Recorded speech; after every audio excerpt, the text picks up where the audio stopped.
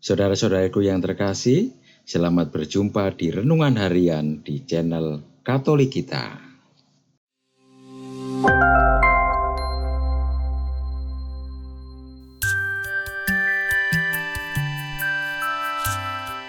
Hari ini, Rabu 15 Maret 2023, Pekan Prapaskah yang ketiga.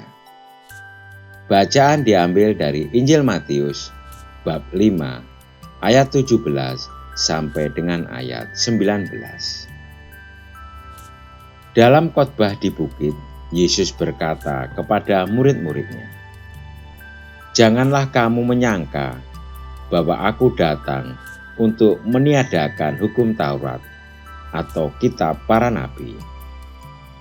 Aku datang bukan untuk meniadakannya, melainkan untuk menggenapinya. Karena aku berkata kepadamu, sesungguhnya selama belum lenyap langit dan bumi ini, satu iota atau satu titik pun tidak akan ditiadakan dari hukum Taurat sebelum semuanya terjadi.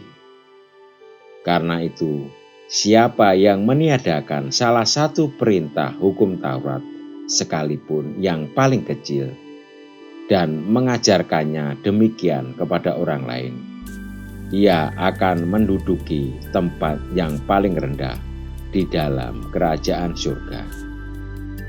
Tetapi siapa yang melakukan dan mengajarkan segala perintah hukum Taurat, ia akan menduduki tempat yang tinggi di dalam kerajaan surga." Demikianlah sabda Tuhan. Terpujilah Kristus. Saudara-saudariku yang terkasih, dalam mengendarai kendaraan roda 4, seringkali kita memakai sabuk pengaman, sekedar supaya tidak ditilang polisi, atau sekedar mematuhi aturan. Padahal sabuk itu dibuat untuk menjaga keselamatan kita. Sebagai makhluk sosial dan beriman, sudah selayaknya kita memahami bahwa aturan dibuat untuk membantu kita hidup harmonis, baik di dalam masyarakat maupun di dalam gereja. Kedatangan Yesus ke dunia pun bukan untuk meniadakan hukum Taurat, melainkan untuk menggenapinya. Ini sangat berbeda dengan praktek keagamaan yang ada dalam Perjanjian Lama.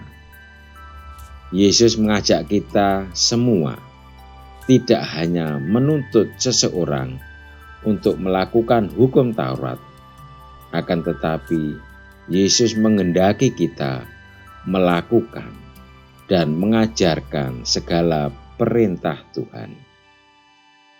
Beriman bukan sekedar soal kecakapan dalam berdoa dan bersaksi dalam kalimat, melainkan juga soal tindakan konkret dalam kehidupan nyata.